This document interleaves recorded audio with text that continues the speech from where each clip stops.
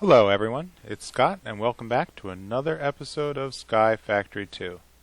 So, in the last episode, we had just finished upgrading our mob farm to a more modern design where we're able to produce a lot more drops than we had been with our window mode.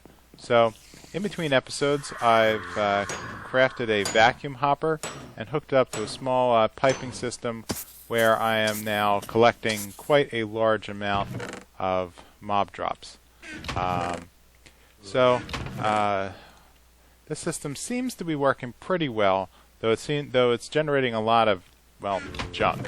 So I need to stop over every now and then and clean this out because I need to come up with a better way of filtering through the drops, and yeah. So if we head back to the base, a couple other changes in between.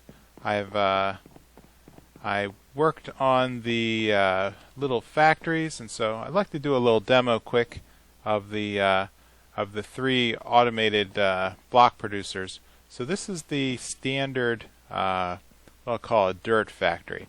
So what we have is a feeder chest dropping items into the top of oak barrels, and as we know before that if we drop vegetation type like flesh or leaves or worms into the top of a barrel, it begins composting, and then the item servos will suck the completed finished products out of the bottom of the barrels and shuffle it into a collection chest. And so with that, I've been able to make quite a large amount of dirt in between episodes, and that's working pretty well. So the next model is the clay factory. So we do the same thing, but just like we've been doing before, when we drop dust into a water barrel, what I have here is a water source feeding a liquid transfer node with our world interaction upgrade that's piping water and filling our oak barrels. And so just as before, if we were to drop dust into the oak barrel, it becomes clay, and then the clay gets sucked out of the bottom into our collection chest. Now the new model is soul sand. So what I needed to do was come up with a way of getting mycelium. And to do that, what we need is a ancient spore. So the ancient spores are produced by sieving sand, and we have a pretty rare drop, 1% chance of getting our spores. But all you need is one, because mycelium will spread as just like grass when you place it on top of a dirt block. And so water barrels that are being fed by a source block that are adjacent to a mycelium block will become witch water. And then when you feed sand into the top of a witch water barrel, it becomes soul sand. And so this has worked pretty well. This is going to set us up for some advanced stuff later on. We can sieve that sand and produce a number of very interesting things. I didn't do anything with the enchanting station yet, but that's still a work in progress. Now, down here, I extended our lava generators, built a couple more, as you can see, and then that's now providing enough power to our machines, such that all of our machines are finally running at full power and producing ores. So I'm going to try to load gravel into the automatic sieve for a while. You can see I have 27 stacks, 12 stacks, 4 stacks of gravel. I'm going to try to load gravel into the siever so that way we can get emeralds. So far, no such luck. I'm only getting diamonds out of the sieving, but hey, what can you do? So this sieve is producing quite a lot of material. So from before we can generate a lot of dust that can be placed into, let me grab up some more iron. So before, we can only process 9 blocks of dust in our smeltery. Now, by adding additional layers of seared bricks on top of our smeltery, we were basically able to do 27 blocks worth of smelting. So that's more than enough to grind down any kind of dust that we need to feed it. And because of that, we now have a pretty healthy amount of products. At one point, I had 2 stacks of iron, but okay, I needed to do something with that. So that got turned into lava generators. So if we go back to our wall, I think today what I'd like to try to tackle is the Tinker's Construct tools. Hopefully we can get that emerald sometime during the middle of this episode. If not, well, I'll just do a cut and work our way there. So starting out with basic wood. So if we go back to the original books that we had at the start of Sky Factory, it basically explains to us how we can create patterns and stencil tables, crafters, etc., that basically give us access to the Tinker's tools. So to get started, we're going to build that station. Let's see if that's enough. Okay, tool station, a crafting station, which we already know how to make. Let's start with the tool station. So to do that, we need a black pattern, which is any type of wood and 2 sticks. Let's ground down a couple pieces of wood into planks. The tool station, get a couple of blank patterns, and you know what, I really need to have another type of, oh, here, we'll just make a crafting station. Why not?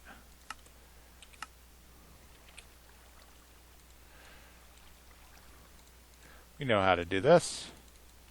And just for completeness sake, here's our crafting station. So, that's our first tool. The tool station requires another crafting station.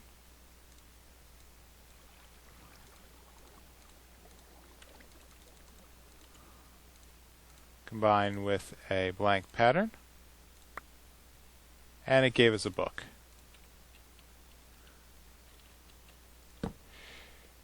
And the Tinker's Weaponry basically explains all the different kinds of Tinker's Construct tools that we can make.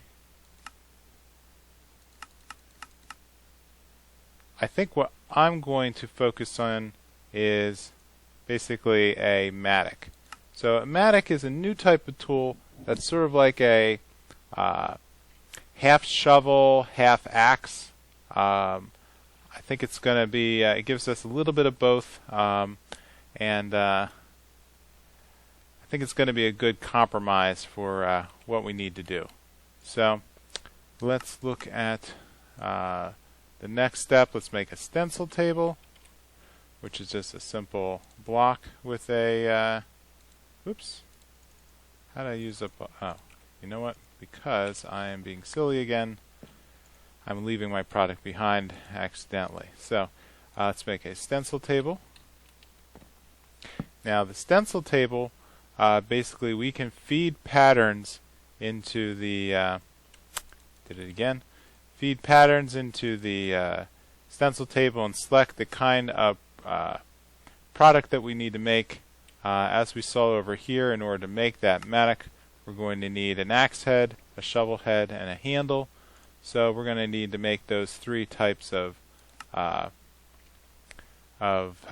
patterns. So we're going to need a shovel head, a axe head, and a handle pattern. Next step is the part crafter, so 1 block of wood and 1 pattern.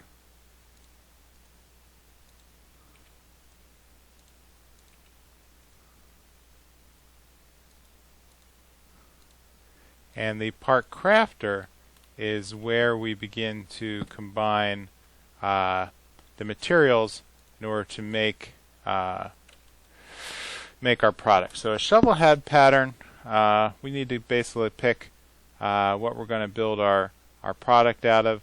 I don't have most of these. We have plenty of stone, plenty of flint, plenty of bone. If I go with obsidian, I at least know that the tool's going to be around for a while. I'm not sure if there's any benefit on bone versus obsidian, so I'm just going to go over here and grab a couple pieces of the obsidian that we've been getting. You know, why am I still carrying this piece of iron? Throw that in the smeltery. Okay, so in order to build our 3 parts out of obsidian, what we're going to do is put the pattern in the lower left. We're going to put 1 piece of obsidian in the bottom right corner of the part builder, and that's going to give us our pieces that we need. So we're going to make 1 handle, we're going to make 1 shovel head, and we're going to make 1 axe head. And so with these 3 pieces, we can now move back to the tool station, select the product that we want to make, we load in the parts that we created, and voila, we now have 1 obsidian matic that basically doesn't have any EXP loaded on it, but you know, the more we use it, the more it's going to grow. So if we head over here, oh, there's one other trick I wanted to show. So we all know how to make our crook. So let me get all of our leaves out of the way to kind of show this this trick that I've been doing.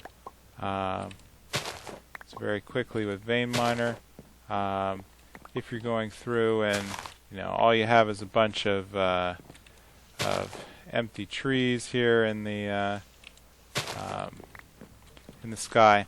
With vein miner, what I've been doing in order to speed this up is basically take some more oak wood and connect all these trees so they all look like they're one single large tree to the engine. And then when we're ready to vein miner, bam, all of them get swept up in the same hit, and it saves us a little bit of time. So I see I've already half damaged my matic already. Well, that's okay. I guess I'll be figuring out how to repair that soon enough. So what we're going to do is head back to finally we have a emerald. So what I want to do with this emerald is basically I found a way to add silk touch to a product using the crafting stations and the Tinker's construct. So in order to do that, what we want to do is look up this silky cloth. So silky cloth is a aluminum brass surrounded by string, of which we have plenty of string. If we head back to we still have 4 stacks left over from our original infestation, and that generated a lot of string. And so what we're going to do is make sure I have a aluminum brass. Make sure I have some aluminum brass nuggets. I'm going to surround those nuggets with put a nugget string in the middle. So I'm going to gather up 4 of these silky cloths, and the silky cloths then combine around an emerald to become a silky jewel. And this is going to produce the Silky Jewel, which then can then be combined with our let's go back to our tool station. And so we can basically upgrade the Matic with our jewel to produce a silky Silk Touch 1 modifier.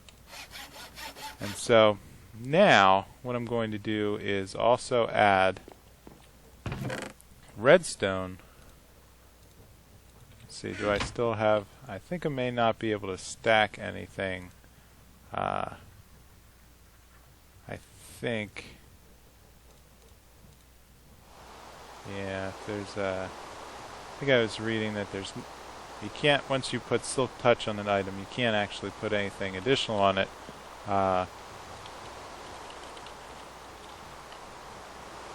And so, but this is good enough for now for what we need to do. So I'm going to cross some of these things off of our list for making Tinker's Construct and Silk Touch. So the next thing we want to do is set up for a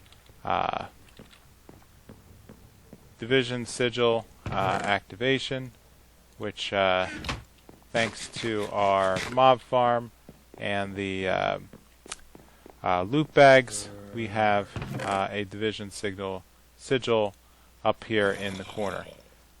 So a couple more things we need to do to prepare for that ritual. In the meantime, I think we're going to call it an episode. So if you like what I'm doing, please leave a comment or click like on the video, and let me know how I'm doing or what needs to change. And I will see you next time. Bye.